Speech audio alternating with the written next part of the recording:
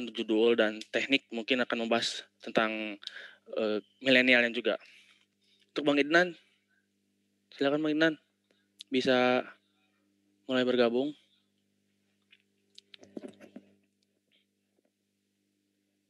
Mana Bang Idnan?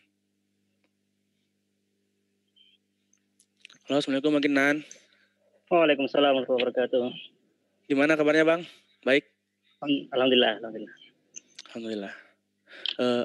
Bisa dimulai Bang Idnan untuk membedah buku merevisi ini?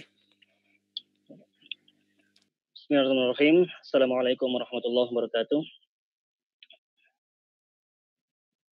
Alhamdulillah masih sempat dipertemukan walaupun virtual ya. Saya diamanahkan sama Adinda Iqbal Afif untuk ikut berdiskusi atau ngobrol santai perihal bukunya merevisi prinsip Muslim milenial. Sebelumnya saya ucapkan selamat atas karyanya. Terbilang cukup di PTQ cukup mudah, belum selesai kuliah tapi udah bisa menghasilkan karya. Itu sangat, semoga bisa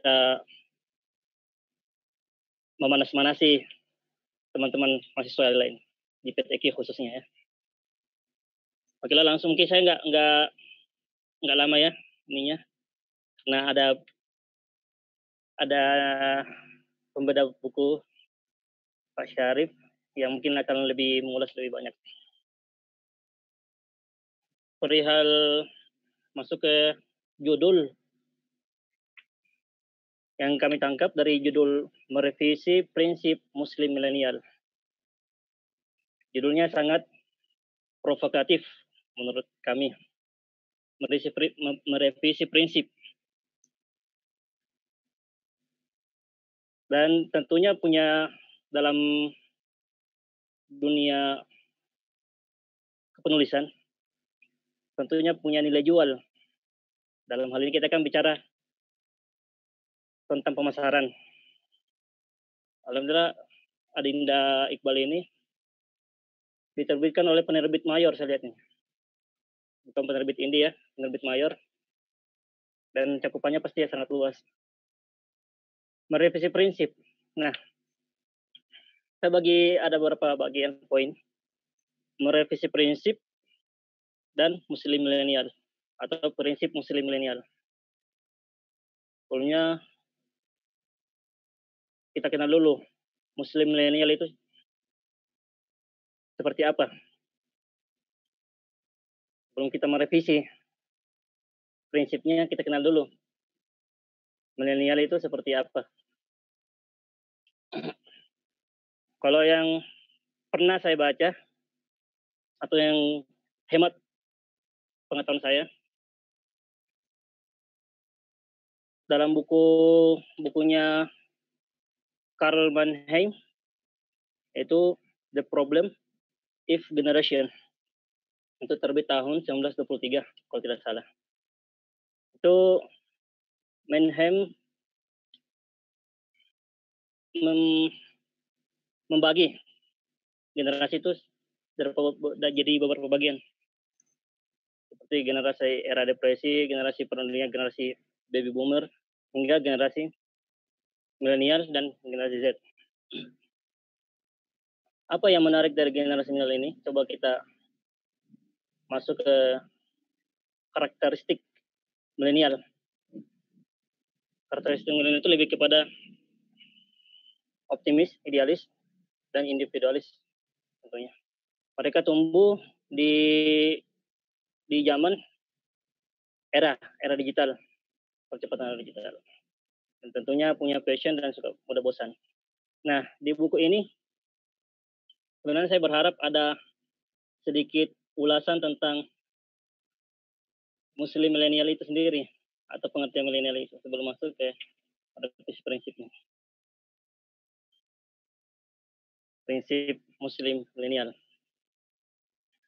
Dan poin yang kedua, merevisi prinsip. Siapa yang punya wewenang untuk merevisi sebuah prinsip? Sedangkan prinsip itu kan hal yang kita pegang, asas kebenaran yang menjadi pokok dasar kita berpikir, bertindak dan sebagainya. Prinsip-prinsip Muslim. Prinsip Muslim itu kita tahu bersama, asas berpikir dan bertindak itu tak lepas dari Al-Quran dan hadits.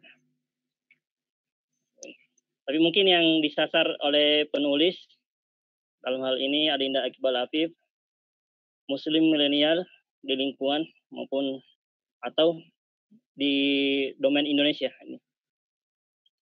Sebenarnya kalau Muslim milenial atau kita ke milenial itu, saya lebih ini kalau kita masukkan sedikit tentang teknologi atau lifestyle Muslim milenial pada teknologi itu. Seperti hal-hal yang negatif Muslim milenial sekarang yang kita lihat itu tidak sabaran. Ini kan ada di masuk sini kan, sabar tak ada batasnya. Dan ini subtema ini saya lihat pada buku ini subtemanya mana ini? Bisa berarti sebuah soal-soal yang tentunya harus dijawab sabar tak ada batasnya. Saya sempat terkecoh dengan subtemanya tidur 8 jam sehari dan seterusnya. Ternyata beliau mengulas tentang fenomena-fenomena atau lifestyle yang atau pemikiran yang umum lazim yang sekarang dianut Muslim milenial. Sebenarnya lebih kepada kalau Muslim milenial itu lebih kepada teknologi sebenarnya cara berpikir ini, prinsip menyebarkan. Kalau negatifnya itu biasa kayak hate speech, hoax itu berasal dari prinsip mau cepat, mau eksis. Ya, berbicara Muslim milenial berarti eksistensi. Selalu mau eksis, selalu mau terdepan, selalu mau di awal gitu, ingin dilihat. Seterusnya mungkin untuk isi dari buku ini sendiri, saya belum baca semua sebenarnya. Tapi yang poin yang saya tangkap, Adinda ini memakai kaidah yang kalau dalam ilmu tafsir biasanya itu dikenal dengan kaidah bi umum wilaf la bi khususis sabab. Dalam mengutip dalil-dalil atau penyemangat ya dalam buku ini, motivasi mengutip ayatnya menggunakan kaidah bi umumil lafaz la bi khusus sabab, artinya keumuman lafaz dan bukan kekhususan sabab. Mungkin untuk lebih lanjutnya, untuk lebih dalam akan diulas oleh narasumber atau pembedah yang tentunya lebih mumpuni dalam hal ini. Oke, dari saya mungkin bisa lanjut moderator.